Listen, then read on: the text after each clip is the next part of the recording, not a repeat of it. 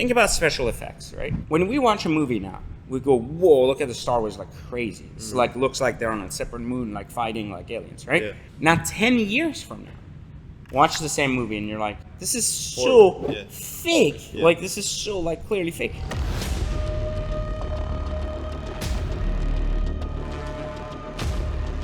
Why did you think it was good here? If you're an adult now, not saying you're a child and you're like, I have no idea, but if you're an adult now and you're seeing these effects as a creative talent, and 10 years from now you look back at these effects and you're like, clearly this was not even CGI, there was a robot, like someone was holding and doing this. I don't understand how people thought this was a good idea. It's because your eyes have adapted to just so many layered pixels that are now available that your eye basically has said, I can identify with 10,000 pixels, but you hadn't seen 10,000 pixels before to identify what the difference was between 500 and 10,000. I understand. But now that you have, and your eyes have computed that information, it has a minimum expectation of what is its reality.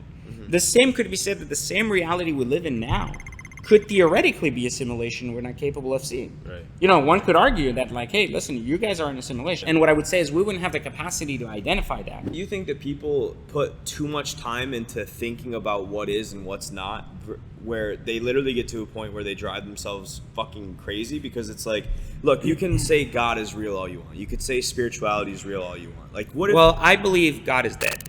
So we'd talk about that for another time. People always worry about, well, what if this simulation? What if this is that? What if that?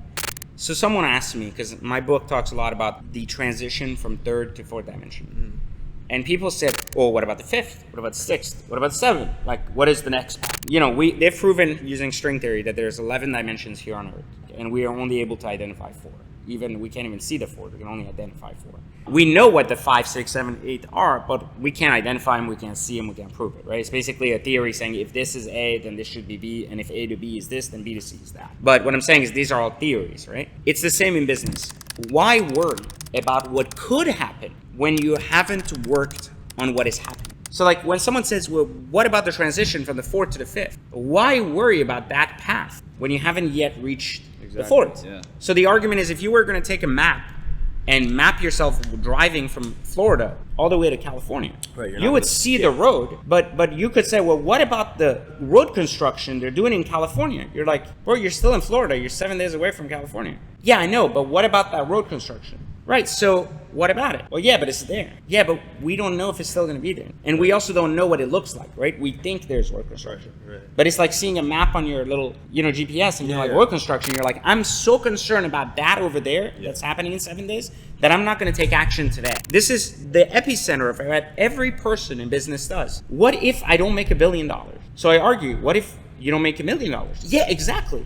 Well, if you don't make 10 grand. Yeah, exactly. And so the argument is, why worry about $1 million when you haven't learned how to make $1? Why worry about $10 when you haven't learned to make $1? Like learn the process. And when you get to the destination, you'll realize, oh, I can duplicate that and make $10. Right. I can duplicate that and make $100. Like to make $1, you have to have a product. To have a product, then you can increase that price. You can make another product. You can make a third product. What I'm saying is that life is progression.